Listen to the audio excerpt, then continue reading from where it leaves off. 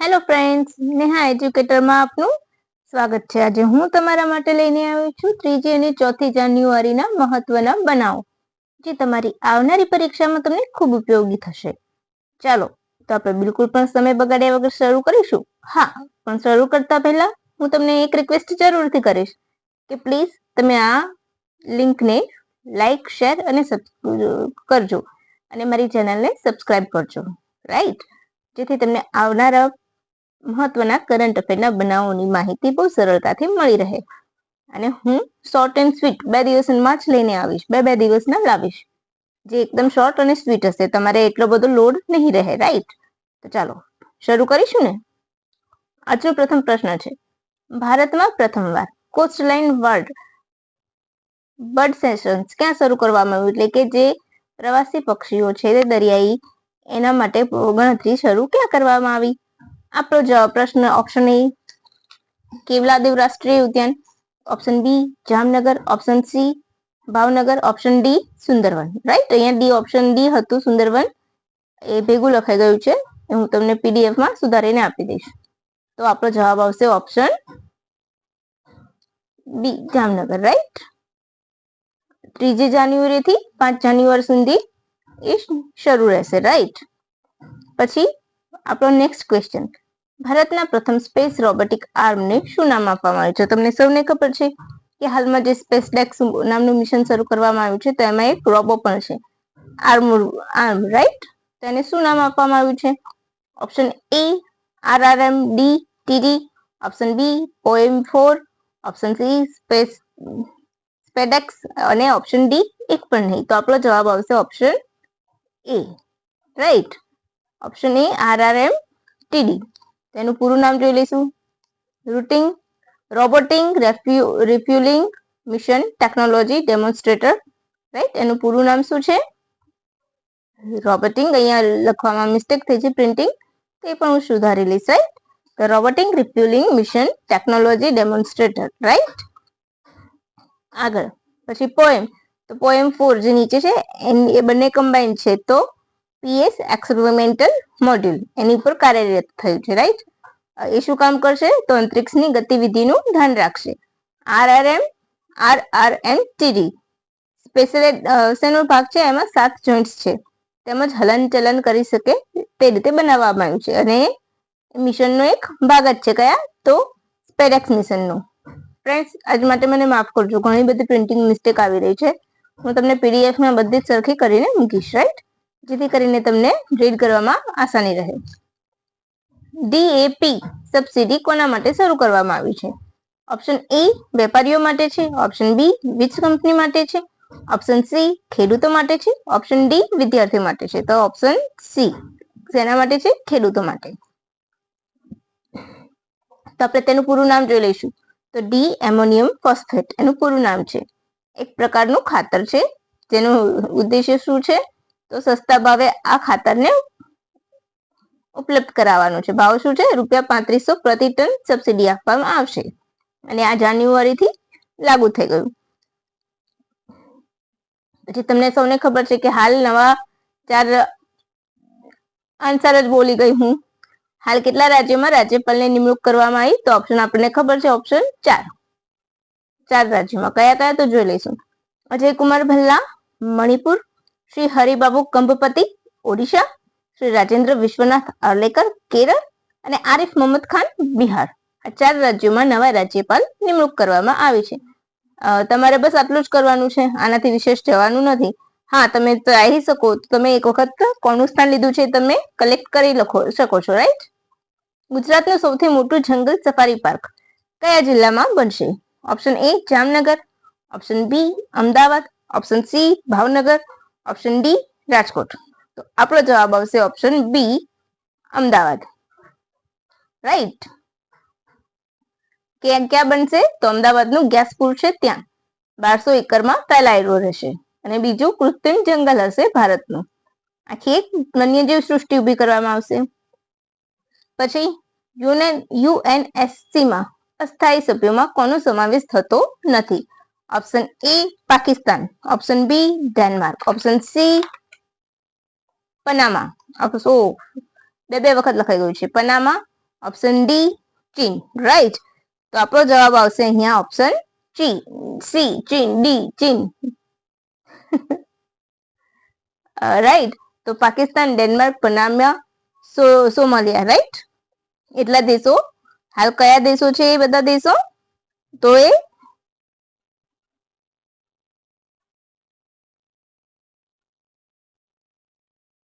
બોલો, એ દેશો છે એ બધા અસ્થાયી સભ્યો છે. કેટલા અસ્થાયી સભ્યો હોય છે યુએનએસસી માં? 10 અને 5 કાયમી સભ્યો, રાઈટ. તો કયા કયા? પાકિસ્તાન, ડેનમાર્ક, પનામા, ચીન, અરે સોરી ચીન નહીં આવે, સોમાલિયા આવશે, રાઈટ. તો એ બધા કેવા સભ્યો છે? એના અસ્થાયી સભ્યો છે જે આ વર્ષે નિમણૂક પામ્યા છે, રાઈટ. યુએનએસસી ની સ્થાપના ક્યારે થઈ હતી? અચ્છા, આ સભ્યો કેટલા વર્ષ સુધી રહે છે? તો 2 વર્ષ સુધી. અને યુએનએસસી ની સ્થાપના મુખ્ય મથક ક્યાં છે? જીનીવામાં છે, રાઈટ. એ યાદ રાખજો. 1945, હા 1945, 24 ઓક્ટોબર 1945 એનો સ્થાપના દિવસ, right. United nation security council પૂરું નામ છે. ક્લિયર? આટલા પોઈન્ટ ક્લિયર થઈ ગયા? જ્યારે પણ તમે કરો તો આ વસ્તુ તમારે કરી લેવાની. પછી નેક્સ્ટ ક્વેશ્ચન તરફ વધીશું. તમને ખબર છે કે હાલ યુએનએસસી માં 4 સભ્યો એટલે કે G4 કન્ટ્રીઝ સદસ્યના કાયમી સભ્યતા માટે દાવો કરી રહ્યા છે. તો G4 કન્ટ્રીઝમાં કોણ કોણ આવશે? તો બ્રાઝિલ, જાપાન, ભારત અને જર્મની, રાઈટ. એટલા કયા વિષયમાં આવશે? G4 કન્ટ્રી પૂછે ક્યારેક તમને, G4 કન્ટ્રી વિશે બી પૂછી લઈને તો તમને ખબર હોવી જોઈએ કે બ્રાઝિલ, જાપાન, જર્મની અને ભારત. અને હાલ એ ચારે જણા યુએનએસસી માં કાયમી સભ્યતા સદસ્ય મેળવવા માટે દાવો કરી રહ્યા છે, રાઈટ. પછી આવશે નવો ક્વેશ્ચન. વિતુલ કુમારની નિમણૂક કઈ સંસ્થામાં કરાયા? તમારે યાદ રાખવાનું છે, રાઈટ. સીઆરપીએફ, એસએસબી, સીએપીએફ અને આસામ રાઇફલ. તો આપણો જવાબ આવશે ઓપ્શન, બોલો, સીઆરપીએફ, રાઈટ. અરે હા, આપણો જવાબ આવશે સીઆરપીએફ, રાઈટ. તો આપણો જવાબ આવશે CRPF, central reserve police force, right. 27 જુલાઈ 1939 ના રોજ તેની સ્થાપના થઈ હતી. તેનું ધ્યેય સૂત્ર શું છે? તો સર્વિસ એન્ડ લોયાલિટી, સર્વિસ એન્ડ લોયાલિટી. અચ્છા, તો તમને ખબર છે આ ગૃહ મંત્રાલય હેઠળ આવે છે. એની નીચે 7 હોય છે, રાઈટ. 7 પોલીસ દળ કામ કરે છે. તો એ તમારે આ બધાના એટલે કે ઇન્ડિયન નેવી થી લઈને એનસીઆરટી સુધીના જેટલી બી સંસ્થાઓ છે એ બધાના મોટોસ જોઈતા હોય તમારે ધ્યેય સૂત્ર, તો મને નીચે કમેન્ટ કરજો. તમારા માટે હું લઈને આવીશ, રાઈટ. કારણ કે ઘણી વખત એક્ઝામમાં જોડકાના સ્વરૂપે પૂછાઈ જશે, તો તમને બધું એક સાથે વાંચ્યું હશે ને તો તમારા માટે બહુ ઈઝી રહેશે, રાઈટ. તો વિતુલ કુમાર સીઆરપીએફ ના સીઈઓ બન્યા છે, રાઈટ. સર્વિસ એન્ડ લોયાલિટી એનું મોટો છે. આસામ રાઇફલ તમને પૂછે ને તો સૌથી જૂનું પોલીસ દળ કહે છે, રાઈટ. આસામ રાઇફલ એટલે સૌથી જૂનું પોલીસ દળ. કચાર લેવી તરીકે જાણીતું હતું. એક વખત પૂછાયેલો છે પ્રશ્ન કે કચાર લેવી કોનું નામ છે? તો આસામ રાઇફલ્સનું. નેક્સ્ટ ક્વેશ્ચન તરફ આગળ વધીશું. તો મેજર ધ્યાનચંદ ખેલ રત્ન એવોર્ડ કોને મળ્યો છે? અરે કેટલા 2024 માં કેટલી વ્યક્તિઓને મળ્યો છે મેજર ધ્યાનચંદ ખેલ રત્ન એવોર્ડ? 2024 માં કેટલી વ્યક્તિને મળ્યો છે? તો ઓપ્શન સી 4, રાઈટ. કોને કોને? તો મનુ ભાકર, દી ગુકેશ, હરમનપ્રીત સિંહ, પ્રવીણ સિંહ. તો મનુ ભાકર તમને સૌને ખબર છે એ શૂટિંગના ખેલાડી છે, હરમનપ્રીત હોકીના ખેલાડી છે, ડી ગુકેશ ચેસના અને પ્રવીણ સિંહ ઊંચી કૂદમાં પેરા ઓલિમ્પિયન છે, રાઈટ. આમાં ઇનામ કેટલું આપવામાં આવે છે? 25 લાખનું. પછી 32, તો 32 અર્જુન એવોર્ડ આપવામાં આવે છે, એમાં 15 લાખ ઇનામ હોય છે. દ્રોણાચાર્ય એવોર્ડ મોટા ભાગે 5 વ્યક્તિને જ આપવામાં આવે છે અને કોચને મળે છે, રાઈટ. તો હવે નેક્સ્ટ ક્વેશ્ચન તરફ આગળ વધીશું. 2025 ની ગણતંત્ર પરેડમાં મુખ્ય મહેમાન તરીકે કોની નિમણૂક કરવામાં આવી? અરે સોરી, આમંત્રણ આપવામાં આવ્યું છે આ વર્ષે, રાઈટ. 26 જાન્યુઆરી એટલે ગણતંત્ર દિવસ, રાઈટ. એ દિવસની પરેડમાં કોણ આવશે? તો option A Prabowo Subianto, option B Donald Trump, option C Justin Trudeau, option D એક પણ નહીં. બોલો, તમને કોઈને ખ્યાલ હોય તો કહી દો. તો આપણો જવાબ આવશે ઓપ્શન એ, પ્રભવો સુપ્રિયા. તો તમે મને સૌ કહેજો કોમેન્ટ કરીને કે આ કયા દેશના છે. હું એક હિન્ટ આપી દઉં છું તમને કે આ છે એ દેશના છે કે જ્યાં સૌથી પહેલો ગણતંત્ર દિવસના મહેમાન પણ એ જ દેશમાંથી હતા, સુકર્ણો. રાઈટ, એ પણ હું તમને કહી દઉં છું. આટલી હિન્ટ તમને પૂરતી છે, તમે મને કમેન્ટ જરૂરથી કરજો. નેક્સ્ટ ક્વેશ્ચન, ડિસેમ્બર 2024 ના રોજ કયા દેશ દ્વારા એન્વાયરમેન્ટ ઇમરજન્સી લાગુ કરવામાં આવી હતી? તો આ બહુ જ મસ્ત ક્વેશ્ચન છે. તમને ખબર છે? Option D. હું ઓપ્શન જ કહી દઉં છું તમને ડાયરેક્ટ. પેરુ. ક્યાં કરવામાં આવી હતી? પેરુ દેશમાં. ત્યાં ઓઇલ લીકેજ થયું હતું, મોટી એક જહાજ હતું એના કારણે, અને એના કારણે 7 સમુદ્ર તટને નુકસાન થયું છે. એના કારણે આ ઇમરજન્સી લાગુ કરવામાં આવી છે. કેટલા દિવસ લાગુ રહેશે? તો 9 દિવસ સુધી એ લાગુ રહેશે.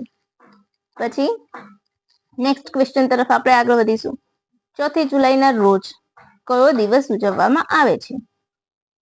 ઓપ્શન એ વિશ્વ કેન્સર દિવસ, option B world Braille day, option C world wetland day, option D world family day. બોલો, ચલો હું કહી દઉં. Option B world Braille day. Braille day. અચ્છા, એ શેના માટે ઉજવવામાં આવે છે? તો જે દેખી નથી શકતા એટલે કે પ્રજ્ઞાચક્ષુ હોય છે એમના માટે. 6 ડોટ ઉપર બનેલી ભાષા છે. એના 6 ડોટ હોય છે ને એની ઉપરથી દરેક વર્ડ એ લોકો ટચ કરીને સમજી શકે છે. લુઈસ બ્રેલ દ્વારા શોધવામાં આવી હતી અને એમનો જન્મદિવસ હતો એટલા માટે એમની યાદમાં ઉજવાય છે. તેઓ કયા દેશના હતા? જર્મનીના હતા. રાઈટ, ક્લિયર થઈ ગયું તમને આટલું?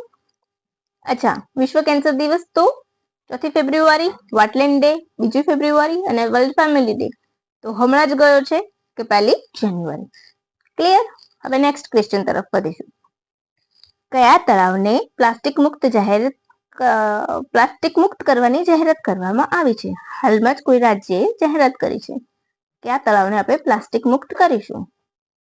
રાઈટ, તો કયા તળાવને પ્લાસ્ટિક મુક્ત કરવાની જાહેરાત કરવામાં આવી છે? Option A Vembanad, option B Chilika, option C Pulicat, option D Lonar. બોલો, તમને option A Vembanad. Right, Lonar સરોવર ક્યાં છે? તો મહારાષ્ટ્રમાં છે. આનો જવાબ હું તમને નહીં કહું, તમે મને બંને તળાવ વિશે માહિતી આપશો. હમણાંની જ STI ની એક્ઝામમાં પૂછાયું છે. રાઈટ, ચિલ્કા અને પુલિકટ લેક ક્યાં છે? રાઈટ, તમે મને કમેન્ટ બોક્સમાં કમેન્ટ કરી દેજો. અચ્છા, વેમ્બનાડ તો ક્યાં આવેલું છે? કેરળમાં. તમે પેલી લાંબી બોટ વાળી જોઈ છે, હલેસા મારીને રેસ લગાવે છે, તો એ રેસ આ જ તળાવમાં આયોજિત થાય છે અને વલ્લમકલ્લી રેસ અથવા તો નહેરુ બોટ રેસ ટ્રોફી તરીકે પણ ઓળખવામાં આવે છે. સમજાય છે? કદાચ તમને રિવર્સ ક્વેશ્ચન પૂછી લે કે જાણીતી નહેરુ બોટ રેસ ટ્રોફી કયા તળાવમાં યોજાય છે? રાઈટ, પછી તમને આપી દીધા હોય તળાવના નામ, તો તમને ખબર હોવી જોઈએ કે આ તળાવમાં યોજવામાં આવે છે. હવે નેક્સ્ટ તમને ખબર છે સુંદરવન બાદ સૌથી બીજું મોટું રામસર સાઇટ છે. રામસર એટલે વેટલેન્ડ સાઇટ છે. રાઈટ, વેમ્બનાડ એ રામસર સાઇટ છે પણ કયા નંબરની? બીજા નંબરની સૌથી મોટી. પહેલું કોણ? તો સુંદરવન. અને કેટલા વિસ્તારમાં ફેલાયેલું છે વેમ્બનાડ? તો 2033.02 કિલોમીટર. રાઈટ, 4 નદીઓમાંથી એ બને છે. તમારે જો બે લિફ્ટ જેવી તૈયારી કરતા હશો તો આ વન લાઇનરમાં પૂછાશે, ડીપમાં નહીં પૂછાય. તમે GPSC ની કરતા હશો તો તમારે 4 નદીના સ્ત્રોત કરવા પડશે. રાઈટ, તો એ 4 નદીના સ્ત્રોત તમને ખબર હોય તો બોલો. એક તો પંપા, પછી મનીમાલા છે, પંપા, મનીમાલા, મિનીચલ્લી અને અચનકોચી એ કંઈક તળાવ છે. 4 તળાવ છે. રાઈટ, એ હું તમને એક વખત ક્લિયર કરીને કહી દઈશ. રાઈટ, હાલમાં શેરડીના રસનો પાવડર કયા કેન્દ્રએ બનાવ્યો છે? એટલે કે શેરડી સંશોધન કેન્દ્ર છે કોઈ, એને શેરડીના રસનો પાવડર બનાવ્યો છે. તો મેં અહીંયા આપ્યા છે નીચે, એ બધા જ શેરડી સંશોધન કેન્દ્ર છે. પહેલા તો રાઈટ, તો option A Haryana, option B Lucknow, option C Coimbatore, option D Navsari. બોલો, તો આપણો જવાબ આવશે option C Coimbatore.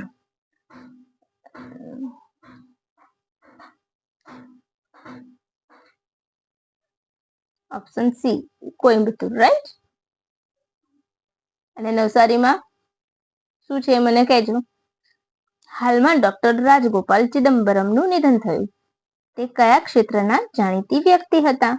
Option A શિક્ષણ, ઓપ્શન બી પરમાણુ, ઓપ્શન સી કૃષિ ક્ષેત્ર, ઓપ્શન ડી અવકાશ ક્ષેત્ર, રાઈટ. તો બોલો, તમને કોઈને આઈડિયા છે? નથી ને? આમાં વન લાઇનર જ પૂછાય. કયું? પરમાણુ ક્ષેત્ર, રાઈટ. એમનું બહુ મોટું યોગદાન હતું.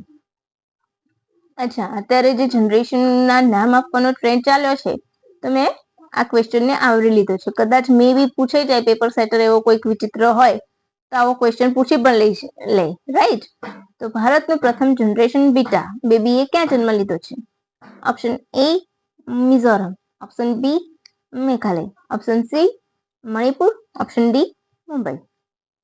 તો આપણો જવાબ આવશે મિઝોરમ. મિઝોરમના આઇઝોલમાં જન્મ લીધો છે. જનરેશનને નામ આપવાનું કાર્ય સોશિયલ રિસર્ચર છે, રાઈટ, માર્ક મેક ક્રિન્ડલે એમણે કરી હતી. કેમ એવું કર્યું હતું? તો 1981 એટલે કે 1981 થી પરિવર્તન આવતું હતું જનરેશનમાં. તો એ પરિવર્તનને લઈને એમણે નામકરણ કર્યું છે. તમને ખબર છે 2035 સુધીમાં બીટા જનરેશનની 16% વસ્તી હશે વિશ્વમાં. અને આ એઆઈ ને ઓટોમેશન વાળી જ જનરેશન હશે. તો હવે આપણે એમ વિચારીએ કે 1981 થી 96 ની જનરેશનને શું કહેવાય? તો મિલેનિયમ, રાઈટ. પછી આવશે ઝેનઝી 96 થી 10 સુધી, અને 10 થી 24 આલ્ફા, 24 થી 39 સુધીની જેટલી પણ જનરેશન બેબીઝ જન્મશે એ બીટા કહેવાશે. પછી UIDAI ના નવા અધ્યક્ષ કોણ બન્યું? Option A Vittal Kumar, option B Bhuvneshwar Kumar, option C Saurabh Garg અને ઓપ્શન ડી અજય ભૂષણ પાંડે. તો આપણો જવાબ આવશે ઓપ્શન બી ભુવનેશ કુમાર. અને વિતુલ કુમાર તમને સૌને ખબર છે, સીઆરપીએફ ના, અને સૌરભ ગર્ગ તો જૂના અધ્યક્ષ હતા UIDAI ના, રાઈટ. UIDAI તો પૂરું નામ unique identification authority of India. 8 પ્રાદેશિક કચેરીઓ છે ને એના 2 ડેટા સેન્ટર છે. તમારે આની માહિતી ડિટેલમાં જોઈતી હોય તો કમેન્ટ કરજો. ઇસરો દ્વારા PSLV-16 માં ક્રોપ્સ અભ્યાસ કરવા અંતરિક્ષમાં કયા બીજ મોકલવામાં આવ્યા હતા? બહુ જ મસ્ત મજાનો ક્વેશ્ચન છે, અને આ 5 સ્ટાર ક્વેશ્ચન કહી શકો છો તમે, કે પૂછાશે અને પૂછાશે. તો ચાલો જોઈશું. Option A mug, option B ચણા, ઓપ્શન સી ચોખા, ઓપ્શન ડી ચોળા. તો ચોળા, રાઈટ, ચોળા મોકલવામાં આવ્યા હતા. અચ્છા, તો ક્રોપ્સ નો પૂરો મતલબ શું થાય છે? The compact research module for orbit plants studies નો અભ્યાસ કરશે, રાઈટ. કોણ? તો VSSC Vikram Sarabhai space centre, જે અંતરિક્ષમાં અનાજ કેવી રીતે અંકુરિત થાય છે તેનો અભ્યાસ કરવાનું કામ કરશે, રાઈટ. અને તમને ખબર છે 4 દિવસમાં એપ્રોક્સિમમ બીજ અંકુરિત થઈ ગયા છે ચોળામાં. તો બસ આજ માટે આપણે આટલું જ રાખીશું. હવે ફરીથી નવી 2 દિવસના કરંટ અફેર લઈને મળીશું 2 દિવસ પછી. ત્યાં સુધી મને રજા આપજો. અને thank you for watching my video. અને ગમે તો લાઈક, શેર, સબસ્ક્રાઇબ જરૂરથી કરજો. અને બીજા તમારા દોસ્તોને પણ શેર કરતા રહેજો, જેથી આવી મસ્ત મજાની માહિતી એમના સુધી પણ પહોંચી રહે, રાઈટ. Bye bye friends.